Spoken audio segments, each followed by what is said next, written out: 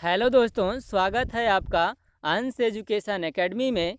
आज हम चर्चा करेंगे एनआरए यानी नेशनल रिक्रूटमेंट एजेंसी और सीईटी कॉमन एलिजिबिलिटी टेस्ट क्या है, इसका उपयोग क्या है, इसके नुकसान क्या हैं, ये एजेंसी क्यों बनाई गई, शिक्षक भर्ती पर इसका क्या प्रभाव होगा। इन सारी चीज़ों को हम वीडियो में डिस्कस करेंगे। वीडियो स्टार्ट करने से पहले मेरे चैनल को लाइक, सब्सक्राइब और शेयर कर दें। चलिए शुरू करते हैं। एनआरए यानी नेशनल रिक्रूटमेंट एजेंसी राष्ट्रीय भर्ती एजेंसी, जिसका गठन 19 अगस्त 2020 को भारत सरकार द्वारा किया गया।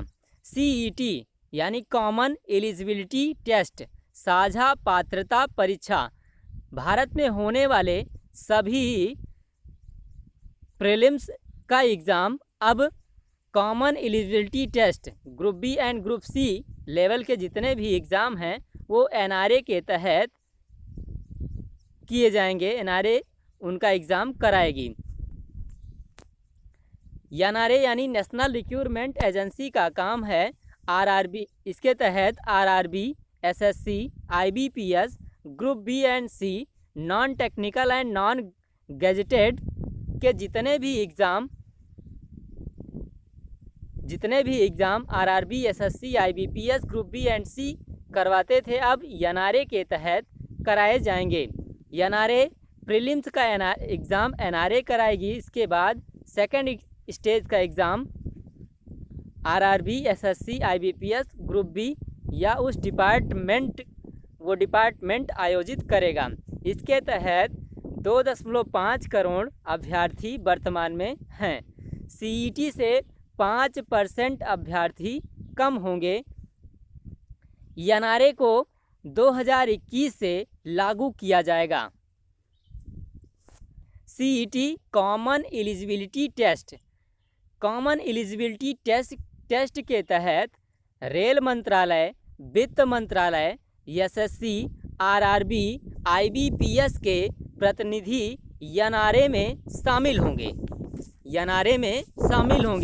नेशनल रिक्रूटमेंट एजेंसी में शामिल होंगे। हर जिले में एनआरए का एक केंद्र बनेगा। इसके तहत 117 पिछड़े जिलों में केंद्रों पर सुविधा बढ़ाने के लिए 1517 करोड़ रुपए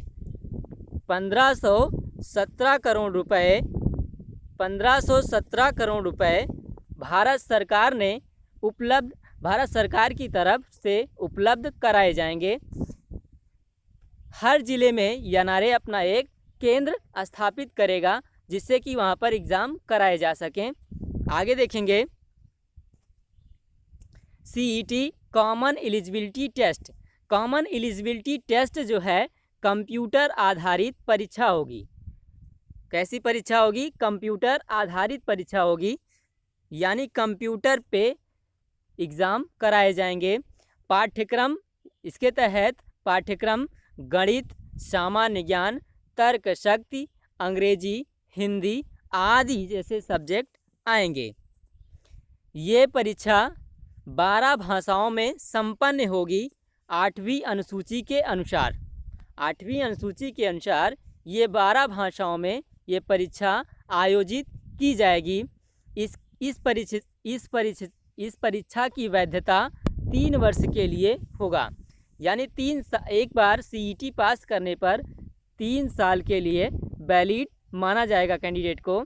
परीक्षा की संख्या 1 वर्ष में 2 बार, सीईटी का आयोजन 1 वर्ष में 2 बार होगा। एक कैंडिडेट एक बार सीईटी पास होने पर 3 वर्ष के लिए वैलिड हो जाएगा। आगे देखेंगे सीईटी कॉमन एलिजिबिलिटी टेस्ट में सर्वश्रेष्ठ स्कोर ही अंतिम स्कोर माना जाएगा।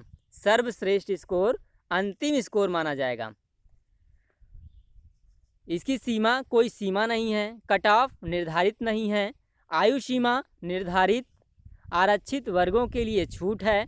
परीक्षा स्तर मैट्रिक स्तर पर होगा, इंटरमीडिएट स्तर पर होगा, स्नातक स्तर पर होगा। 3 लेवल पर ये परीक्षा आयोजित की जाएगी। सीईटी कॉमन एलिजिबिलिटी टेस्ट परीक्षा स्तर मैट्रिक स्तर पर होगा, इंटरमीडिएट स्तर पर होगा, स्नातक स्तर पर होगा। स्नातक वाले अभ्यर्थी तीनों स्तर की परीक्षाएं दे सकेंगे। ये तीनों लेवल की परीक्षाएं दे सकते हैं। एक साल में 6 परीक्षा का आयोजन होगा। एक साल में 6 परीक्षाएं दे सकते हैं स्नातक वाले। इसके बाद एनआरए और सीईटी के लाभ क्या हैं? एनआरए और सीईटी के लाभ क्या हैं देखेंगे। परीक्षा की संख्या इससे कम हो जाएगी। सबसे पहली चीज़, अभ्यर्थियों की संख्या 5% कम होगी, यानी 2.5 करोड़ वर्तमान में परीक्षा में बैठते हैं लमसम, उसमें से 5% अभ्यर्थी कम हो जाएंगे। तीसरा, समान पाठ्यक्रम होगा, सेम सिलेबस हो जाएगा। चौथा, दूसरे शहर में जाने से छुटकारा मिल जाएगा। केवल एक बार फॉर्म भरना पड़ेगा, 1 टाइम फॉर्म भरना पड़ेगा, एक बार फॉर्म फिलअप करना पड़ेगा, इसके बाद फॉर्म नहीं फिलअप करना पड़ेगा। एनआरए और सीईटी के लाभ, समय, ऊर्जा, धन की बचत होगी। एक ही बार फॉर्म भरना है, टाइम भी एक बार परीक्षा क्वालिफाई होने पर 3 साल के लिए वैलिड हो जाएगा कैंडिडेट। उसका धन बचेगा, ऊर्जा बचेगी, समय बचेगा। 117 पिछड़े जिलों में सुविधा विस्तार के लिए भारत सरकार की तरफ से 1517 करोड़ रुपए उपलब्ध कराए जाएंगे, जिससे कि वहां परीक्षा केंद्र का आयोजन किया जा सके।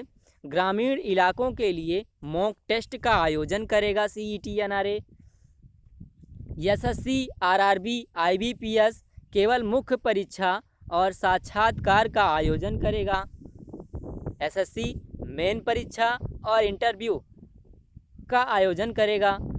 आरआरबी भी यही करेगा। आईबीपीएस मुख्य परीक्षा और साक्षात्कार का आयोजन करेंगे। सीईटी के तहत प्रीलिम्स का एग्ज़ाम पास करने पर मुख्य परीक्षा और साक्षात्कार एसएससी, आरआरबी, आईबीपीएस अपने डिपार्टमेंटल लेवल की तरफ से ये परीक्षाएं आयोजित करेगा। एनआरए और सीईटी के लाभ, केंद्र सरकार, राज्य सरकार व निजी कंपनियां सीईटी के आधार पर अभ्यर्थियों का चयन कर सकेंगी, आसानी से कर लेंगी। सभी कंपनियां सीईटी अपनाने के लिए प्रेरित होंगी। सीईटी के आयोजन के लिए प्रेरित होंगी। एनटीपीसी के रुके हुए एग्ज़ाम भी सीईटी के आधार पर होने की संभावना जताई जा रही है।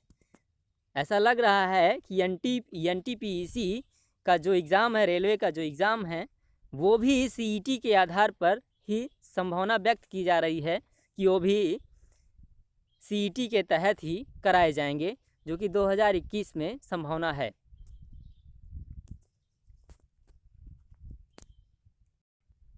धन्यवाद। एनआरए और सीईटी के इतने लाभ फ़ायदे हैं, इसलिए ये एजेंसी बहुत ही लाभप्रद भारत में सिद्ध होगी, ऐसा मेरा अनुमान है। Thank you.